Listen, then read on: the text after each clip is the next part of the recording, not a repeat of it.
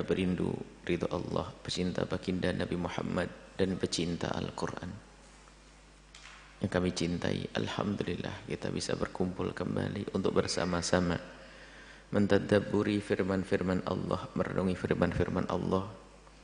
Kita sudah sampai kepada firman Allah Subhanahu wa taala di dalam surat Al-A'raf ayat ke-8. A'udzubillahi minasyaitonir rajim. Bismillahirrahmanirrahim. Wa naza'a yadahu fa idza hiya baydha'u lin-nadhirin. Tatkala Nabi Musa datang kepada Fir'aun dan kaumnya, setelah pergi Nabi Musa bersama Fir'aun, kemudian meninggalkan Fir'aun karena Nabi Musa dirawat oleh Fir'aun, dibesarkan oleh Fir'aun, kemudian pergi sampai ketemu Nabi Syuaib, menikah dengan putrinya, kembali lagi menyerukan dakwah. Tatkala datang kepada Fir'aun, Fir'aun menantang, kalau memang kau betul, tunjukkan mana bukti-bukti kebenaran yang kau bawa. In kunta minasyadiqin, kalau benar. Maka diantaranya yang dihadirkan mukjizat adalah tangannya dimasukkan ke dalam jagunya, saku. Kemudian dikeluarkan menyala. Dan menyala ini bukan menyala jelek, menyala, ada nur, ada cahaya. Tapi bukan berarti tangannya belang, bukannya tangan putih menyala. Tapi menyala, tapi tidak jelek tangannya. Kalau ada sesuatu menyala, lampu ini menyala putih. Kalau ada orang tangannya menyala begini karena putih, jadi jelek kayak belang. Tapi tidak. Yang jelas dikeluarkan ada sinar. Dan itu tidak pernah dilakukan oleh siapapun. Fir'aun pun yang pernah mengaku Tuhan nggak bisa melakukan itu. Ini diantara mukjizat yang dihadirkan oleh Nabi Musa dari Allah Subhanahu wa taala. Qala al-mala'u min qaumi fir'auna. Lalu pembesar-pembesar pengikut Fir'aun mengomentari, inna hadza lasahirun alim. Wah, sebelumnya melemparkan ular. Jadi dalam kisah tongkat dilempar itu 3 kali. Waktu pertama adalah Allah menunjukkan kepada Nabi Musa bahwa engkau akan bisa melakukan dengan tongkatmu akan jadi ular, yang pertama. Yang kedua adalah dipamerkan di Nabi Musa, ini waktu ditanya, apa mukjizatmu? Dilemparlah tongkat, kemudian menjadi ular. Yang ketiga, nanti, maka dalam Al-Quran tidak ada pengulangan, sebab ceritanya 3 kali, bukan kisah ular itu diulang-ulang, tidak, tapi 3 kali kisahnya. Yang pertama adalah waktu pertama kali Allah menyuruh Nabi Musa untuk melemparkan tongkatnya, agar tahu Nabi Musa kalau tongkatnya itu akan jadi ular, sebagai mukjizat. Yang kedua, di saat ditantang oleh Fir'aun, mana buktimu kalau kau ini membawa kebenaran? Dilemparkanlah tongkat menjadi ular. Kemudian setelah itu yang kedua apa? Yang ketiga adalah nanti di saat berhadapan dengan para penyihir-penyihir. Nah, mukjizat yang pertama adalah ular dilemparkan di depan Fir'aun, jalan-jalan ularnya. Kemudian setelah itu tangannya menyala, tangan Nabi Musa. Kata pembesar-pembesar Fir'aun, ya, wah ini adalah sahirun alim, ini penyihir hebat. Karena ini penyihir hebat, ya tandingannya sihir. Dia itu penyihir katanya. Dia itu penyihir, datang ke sini, kata pembesar-besarnya memberikan isyarat kepada Fir'aun, ya Fir'aun ini adalah penyihir. Fir'aun pun mengatakan ini penyihir. Musa ini penyihir, yuridu ayyukhrijakum min ardikum. Dia itu datang ke sini dengan sihirnya untuk mengeluarkan kalian ini, hai orang-orang Mesir, dari negerimu, untuk mengusir kalian, mau difitnah. Famadza ta'murun, kata Fir'aun ini. Fir'aun berkata, ini adalah penyihir dahsyat yang akan merusak kalian semuanya. Kata Fir'aun, madza ta'murun, apa kira-kira pendapatmu semua, hai para pembesar-pembesar. Nah, ini dari sini pun sebetulnya kalau mereka itu cerdas, pengikut-pengikut Fir'aun itu sudah tahu kalau Fir'aun itu bukan nabi, gitu aja kok bingung ngadepi. Ngadepi orang tongkatnya berubah jadi ular aja bingung, katanya Tuhan. Fir'aun, Tuhan kau bingung, mada ta'murun, apa pendapatmu, apa yang kau perintahkan kepadaku untuk menyelesaikan penyihir ini? Masa takut sama penyihir? Akhirnya qalu arjih wa akhahu, kata pembesar-pembesar yang di sekitar Fir'aun, ya tunda saja dia, biarkan di sini Musa dan akhahu dan saudaranya, tunggu, harus kita tundukkan dengan sihir kita. Wa arsil fil madaini hasyirin, suruh mengundang penyihir-penyihir, digiring datang penyihir-penyihir dari penjuru negeri Mesir itu, suruh datang. Wong dia penyihir satu kok, Musa itu penyihir satu orang, kalah dengan 100 atau 50 atau berapa penyihir-penyihirmu Fir'aun. Kau punya penyihir-penyihir hebat di sana. Tapi tidak sadar sebetulnya dengan ini menunjukkan kelemahan Fir'aun. Masa seorang Tuhan minta pendapat sama sama hambanya? Yaitu kabikul sahirin alim, agar mereka itu datang membawa penyihir-penyihirnya, serukan ke penjuru Mesir agar orang-orang mendatangkan sihir-sihir, penyihir-penyihir hebat. Wajah as-saharatu, benar penyihir-penyihir pada datang.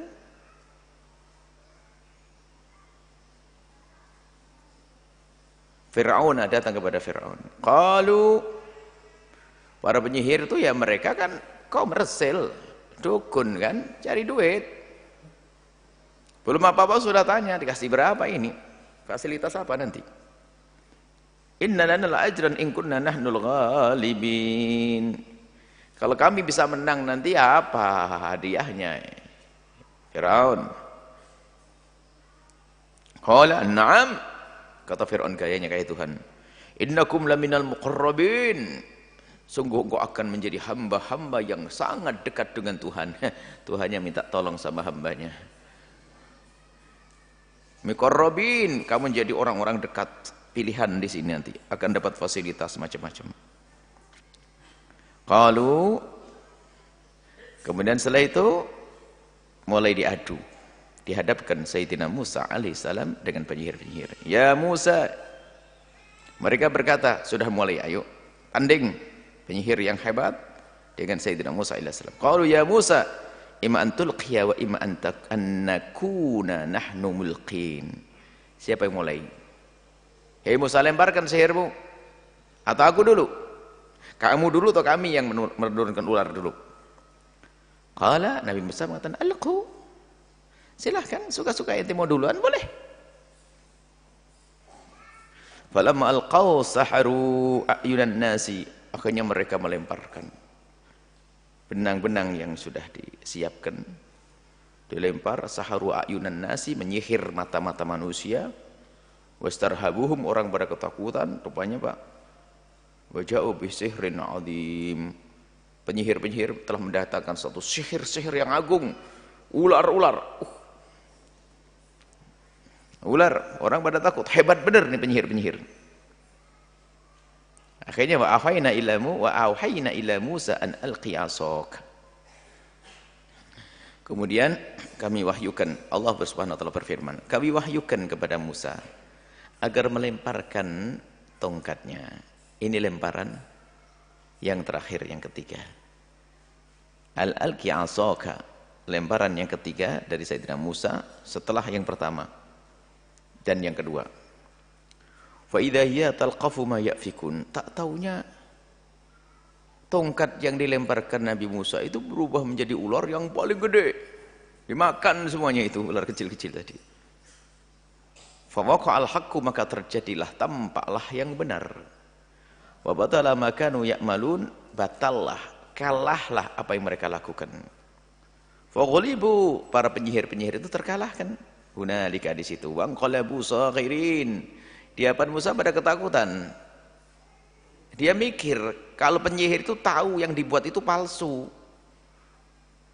Tapi ini tongkatnya apa ini kok bisa begitu? Yang saya buat ini palsu, dimakan lagi.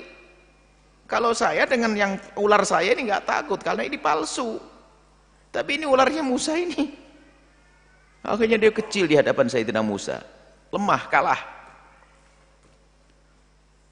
Wa ulqiya saharatu sajidin, dan menjadilah para penyihir-penyihir itu spontan melihat kebesaran Sayyidina Musa alaihissalam dengan mukjizatnya, sujud, tunduk, sujud.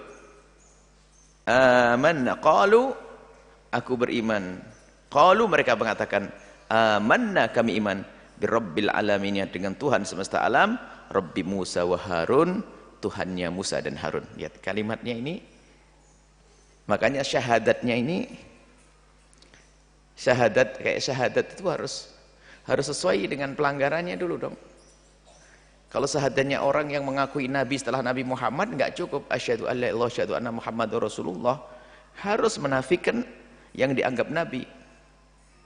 Misalnya hari ini ada orang ngaku Nabi katanya, misalnya mau taubat nggak cukup asyhadu alla ilaha illallah asyhadu anna Muhammadar Rasulullah, harus asyhadu alla ilaha illallah asyhadu anna Muhammadar Rasulullah, aku bersaksi tidak ada Tuhan selain Allah dan Nabi Muhammad SAW, dan dia adalah palsu, bukan Nabi.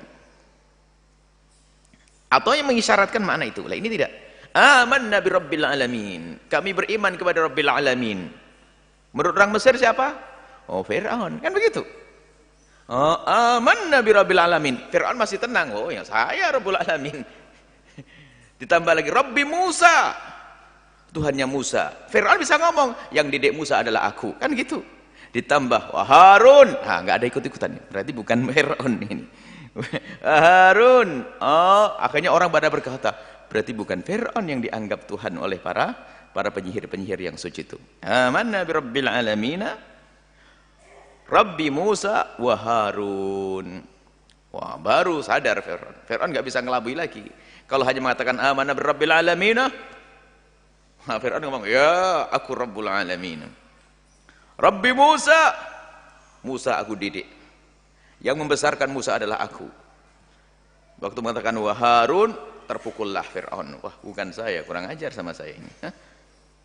Qala Fir'aunu, akhirnya Fir'aun berkata, amantu bihi qabla an adan lakum. Kamu kayak ini banyak. Kalian ini penyihir-penyihir bersekongkol yang enggak benar dengan Musa. Kamu sudah beriman kepada Musa ya sebelum saya undang ke sini ya.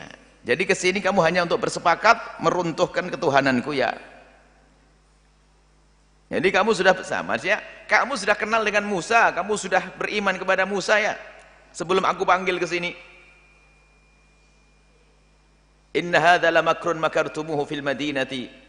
Ini adalah tipuan-tipuan kalian semua. Makar kalian, tipu daya kalian untuk meruntuhkan aku ya. Kalian penyihir-penyihir dan Musa penyihir juga lah gitu. Rupanya kalian penyihir-penyihir yang sudah bersekongkol untuk menjatuhkan aku di sini. Jadi sebelum tak undang tadi kamu sudah percaya kalau Musa, dan kamu sudah ada komunikasi dengan Musa ya. Litukhriju minha ahliya, untuk mengeluarkan ahli Mesir ini dari Mesir untuk diganti dengan Bani Israel. Fasawfa ta'lamun, awas kau akan tahu akibatnya, hukuman dari Tuhan, Tuhan Firaun. La'uqatti'ana aydiyakum wa arjulakum min khilafin. Kata Fir'aun, aku sebagai Tuhan akan hukum kalian sebagai hamba-hamba yang berdosa, berkhianat. Akan aku potong tanganmu dan kakimu secara bersilang. Walau sallibannakum ajma'in, akan aku salib semuanya, akan dihukum oleh Tuhan Fir'aun. Qalu inna ila rabbina munqalibun. Enggak takut. Apapun bentuknya kami akan kembali. Kalau aku mati kembali kepada Allah, bukan kepadamu wahai Fir'aun. Qalu inna ila rabbina munqalibun. Kepada Allah lah kami akan kembali. Kalaupun mati kepada Allah, dengan imannya akan selamat. Ini adalah kisah, makanya kisah Sayyidina Musa dalam Al-Quran kisah terpanjang. Kurang lebih disebutkan sampai 130 ayat cerita tentang Fir'aun. Panjang sekali kisah tentang Musa, Sayyidina Musa alaihissalam ya. Nabi Musa dengan Nabi Khidir, Nabi Musa masa kecil, lahir, sudah diceritakan sampai Nabi Musa menikah, bisa kembali kepada Fir'aun, sampai tenggelamnya Fir'aun, dan dilanjutkan nanti. Paling panjang kisahnya Sayyidina Musa alaihissalam.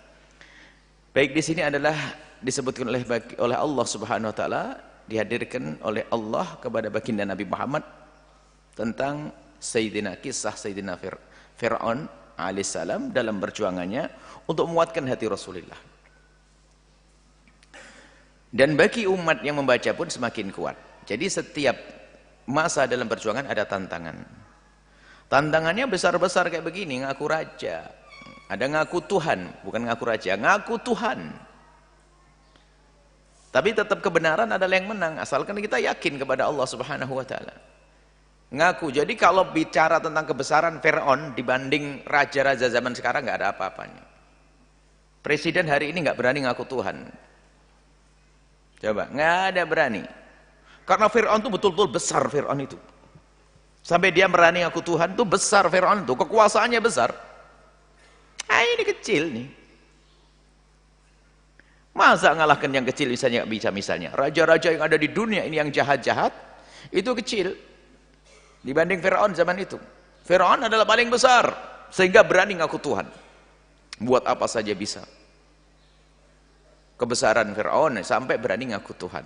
Akan tapi ingat, kemenangan adalah dengan Allah Subhanahu wa taala, dengan keyakinan. Dengan keyakinan kepada Allah dicontohkan Sayyidina Musa alaihissalam dengan Allah. Kemudian juga dalam masalah mukjizat itu. Di dalam berjuang itu memang setiap zaman, setiap keadaan, setiap tempat itu kadang berbeda caranya. Makanya kalau kita perhatikan setiap nabi itu diberi mukjizat beda-beda. Nabi Musa diberi mukjizat bisa menyembuhkan orang sakit. Diberi mukjizat untuk menyembuhkan orang sakit. Yang buta disentuh tangan Sayyidina Isa sembuh. Dan seterusnya. Ada orang yang punya baros, punya belang-belang, kemudian yang lepra disembuhkan. Yang menurut dokter waktu itu nggak ada obatnya. Kenapa begitu? Karena Allah kalau menurunkan mukjizat itu adalah untuk mengalahkan sesuatu yang saat itu jadi tren. Dakwah itu harus seperti itu nanti pada akhirnya. Trennya apa? Trennya pada zaman Nabi Isa adalah tren ilmu kedokteran. Maka dimunculkan Sayyidina Isa alaihissalam dengan mukjizat yang mengalahkan ilmu kedokteran. Zaman Nabi Musa trennya adalah penyihir. Penyihir di mana-mana. Wah, hebat penyihir mana-mana.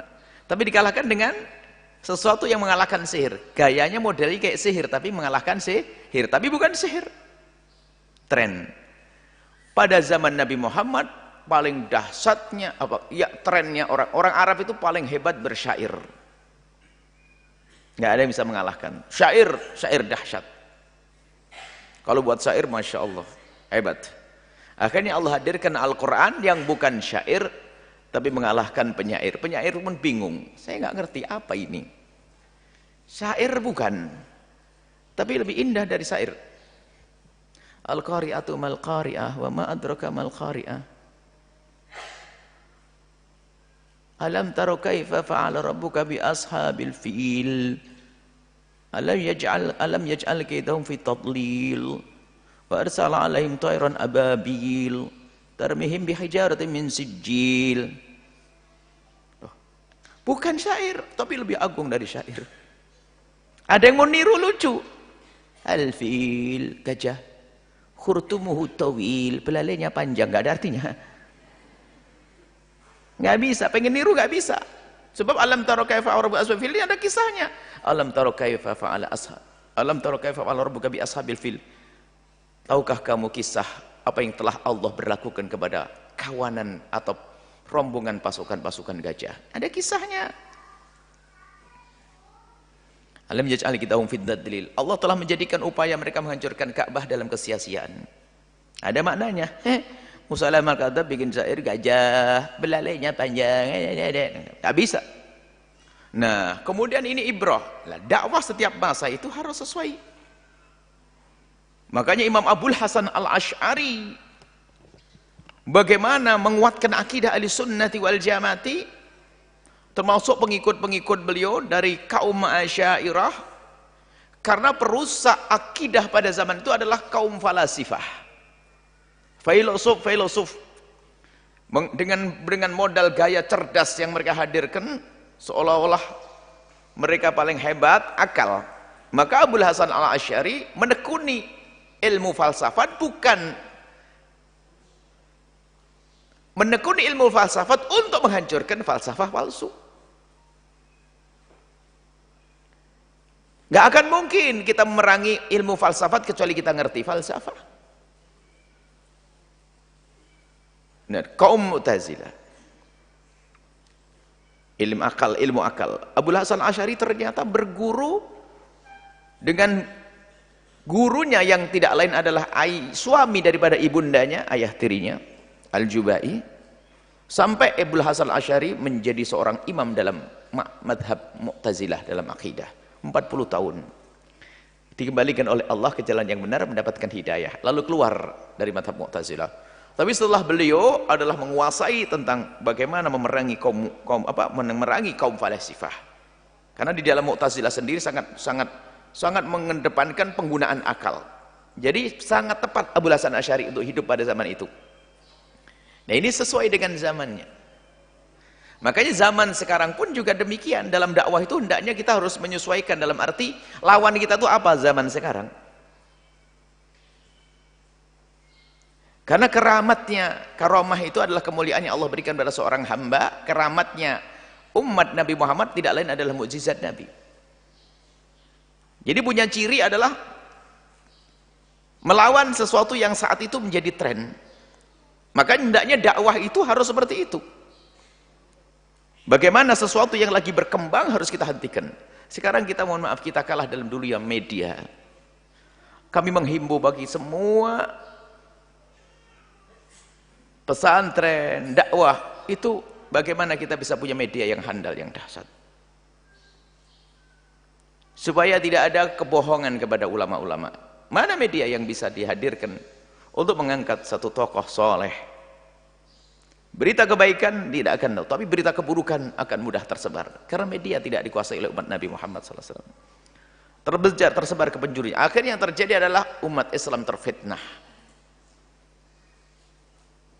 Makanya jangan kolot-kolot bener deh. Dan memang kisah media memang kita sudah dibohongi oleh setan dari dulu. Mbah kita Nabi Adam dibohongi setan. Ini adalah masalah media informasi juga sih. Sudah dihan wala taqrabah hadhihi syajarata. Hei Adam, jangan dekat-dekat dengan pohon ini.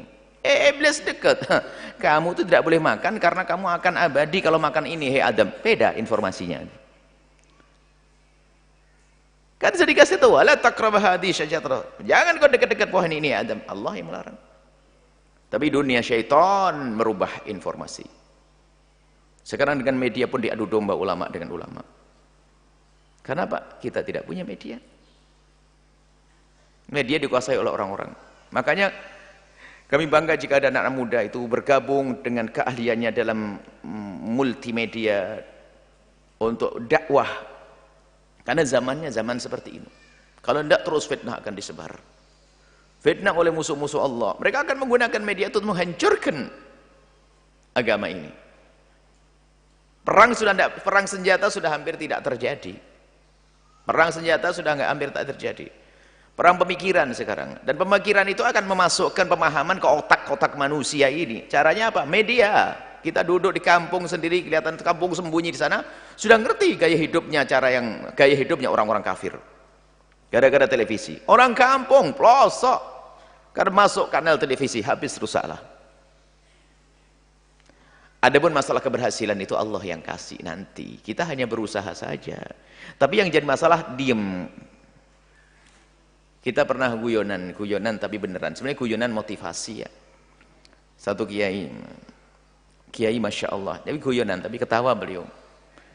Kiai Masya Allah, pondoknya banyak anak-anak jadi ustadz. Masya Allah. Rumah luar biasa, kiai pahalanya banyak. Semoga Allah nerima. Amin, amin. Cuman jangan-jangan kiai nanti di stop. Stop bagaimana? Mau masuk surga nggak boleh. Kenapa? Kiai hanya sibuk ngurusi santri. Ini orang luar rusak gara-gara televisi. Kiai tidak pernah berpikir membuat televisi. Stop, nggak boleh masuk surga. Ya, terus gimana? Ya sekarang niat saja, ayo. Biarpun kita belum bisa membuat niat. Kalaupun belum sampai, kan yang penting sudah niat. Tapi jangan biarkan saja. Sebab mohon maaf ini saya sampaikan, ada sebagian, bahkan ada satu tempat pondok pesantren saya tawarkan, kami akan kirim radio station alat-alatnya, siapkan saja, nggak ada jawaban. Kenapa kami sampaikan? Ayo kita giat. Khususnya kita ini ahli sunnati wal jamaati giat.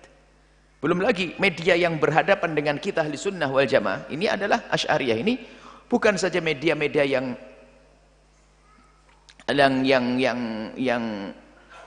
tidak agamis, yang pakai atas nama agama pun memerangi. Kita ini kalah jauh.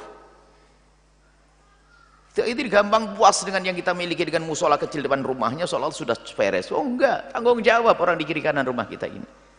Coba kalau Anda cari channel televisi, radio itu, kalau bukan radio televisi kafir, nanti ada televisi radio yang memerangi umat Nabi, umat ahli sunnati wal jamaati yang akidahnya benar. Makanya ayo kita bergabung dalam program kemuliaan ini semampu kita. Karena apa yang kita lakukan ini adalah mukjizat baginda Nabi. Kita akan menjalankan suatu tugas dakwah sesuai dengan tuntutan zaman ini. Menulis ya, kalau iya, sebagai seorang penulis buku tulis yang tidak akan hangus sampai kapan pun, tetap akan dibaca. Tapi sekarang ada media di era global ini, media informasi. Jadi era global ini di media informasi sangat mempengaruhi umat ini. Baik. Nah inilah gaya dakwah itu seperti itu, maksudnya kita agar belajar. Kenapa mukjizat ini? Mukjizat sesuai dengan zaman, tuntut zaman. Kata Imam Haddad, setiap zaman Allah akan mengirim ulama yang akan berbicara sesuai dengan lesan zamannya. Lesan zamannya. Dan kiai nggak perlu belajar komputer kok. Nggak perlu, nanti kan bisa nyuruh orang yang ngerti komputer dihajar. Saya pun tidak bisa menghidupkan radio, saya tidak bisa. Saya tidak bisa mendengar. Saya juga tidak ngerti apa-apa. Paling tidak kita mengajak orang, ayo berbuat. Saya tidak bisa ngedit, saya nyuting saja mungkin miring, dapat hidungnya saja mungkin. Saya tidak. Maksud kami apa? Ayo giat di dalam berjuang ini. Pondok pesantren, Anda mungkin anggap besar, berapa hektar ini pondok pesantren. Tapi berapa banyak yang bisa ditampung? Dan yang bisa hadir di majelis ini berapa ribu? Umat Nabi Muhammad apakah cuma 4.000, 5.000?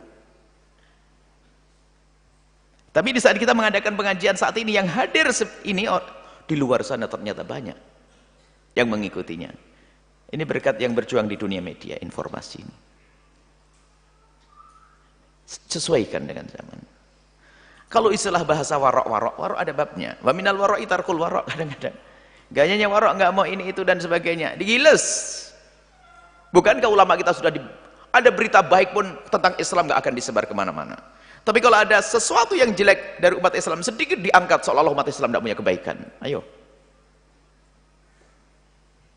Masihkah kita sibuk urusan dengan lingkup pondok ini lalu tidak berpikir tentang keadaan di luar?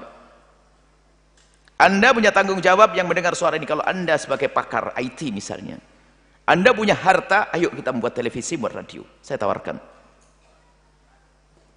Dengan akidah yang Allah ridhoi, akidah ahli sunnati wal jamaati, ayo. Kalau Anda memang betul seperti itu, berarti Anda termasuk orang, Anda mungkin orang kaya.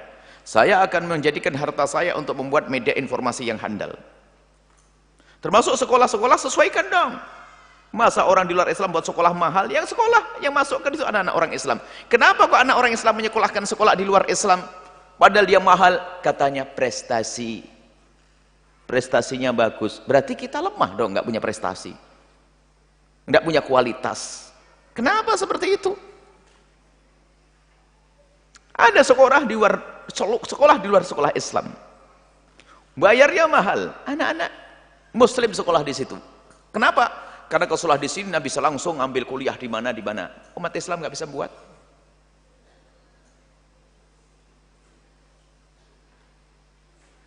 Sekolah Islam sendiri dia yang punya ahli sunnah wal jamaah Asy'ariyah berapa banyak? Kadang ada sekolah-sekolah yang bertentangan dengan akidah. Sekolah-sekolah bertentangan dengan akidah kita. Makanya kita harus giat dalam hal ini. Belajar daripada kisah mukjizat. Kalaupun Anda sudah berpikir, kemudian memulai kok mati, semoga panjang umur. Aman di hadapan Allah. Ya Allah, saya sudah memulai, ya Allah. Gitu saja sudah. Yang repot Anda tenang-tenang ditanya, kenapa kau punya kemampuan? Hartamu kau kenapa? Ilmu kamu, kau punya jamaah banyak nggak pernah kau seru. Makanya saya ngomong begini biar nanti di hadapan Allah saya punya hujah. Saya sudah ngomong ya Allah. Saya sudah sampaikan. Kami sudah mencoba memulai ya Allah. Inilah motivasi yang kami hadirkan. Ayo semangat. Kalau sama-sama akidah tidak akan menjadi saingan yang menjatuhkan. Di sini ada pondok, depan ada pondok lagi, alhamdulillah. Nggak perlu kita takut, pondok saja kok takut. Oh. Segmen santrinya ini yang ini, misalnya di sini ada pondok Al-Bahjah, kok depan ada pondok lain asalkan akidahnya benar, ya alhamdulillah. Wong santrinya di sini bukan orang Cirebon. Orang jauh. Semuanya punya ini. Kadang-kadang kita ini begitu saja sudah nggak bisa berkembang, ribut. Jangan bikin pondok di situ. Sudah ada pondok, kok bikin pondok lagi, berantem. Ini juga penyakit lagi. Media. Bahkan kalau seandainya ada media radio di Cirebon ini 2, 3, 4. Selain radioku, kami senang media kita. Kenapa? Semuanya punya jamaah sendiri, punya pendengar sendiri. Kiai itu punya pengikut, ngikuti pengajian. Nggak akan saling menghancurkan, orang akidahnya sama kok. Nggak perlu takut. Cuman prinsip kita kalau sudah radioku sudah ada di Cirebon nggak membuat 2. Kenapa? Biayanya buat di tempat lain deh. Itu permasalahannya, bukan kan? Kalau ada yang lain oke. Itulah yang perlu kami hadirkan, bahwasanya ayo kita menjadi mukjizatnya Rasulullah. Menjadi mukjizat maksudnya apa? Melakukan suatu tugas mengangkat atau berjuang dalam Islam. Kan mukjizat Rasulullah adalah Al-Qur'an. Agama yang agama ini akan lestari sampai akhir zaman, maka akan ada manusia-manusia pejuang-pejuangnya terus sampai akhir zaman. Beruntunglah yang berjuang. Adapun masalah kegagalan di dunia itu adalah nggak ada masalah. Wong pada zaman Nabi pun ada orang meninggal kok baru keluar medan laga kepenggal lehernya. Apakah gagal dia? Enggak, syahid, masuk surga. Baru keluar turun dari kudanya, plek mati sudah, masuk surga. Yang penting harus masuk di medan laga kita ini. Baik, ini saja yang perlu kami hadirkan, masalah mukjizat ini. Semoga Allah memilih kita di zaman ini menjadi pejuang-pejuang untuk meneruskan dakwahnya Rasulullah dengan apapun yang kita miliki, sesuai dengan tuntutan zaman dalam perjuangan. Wallahu a'lam bishawab.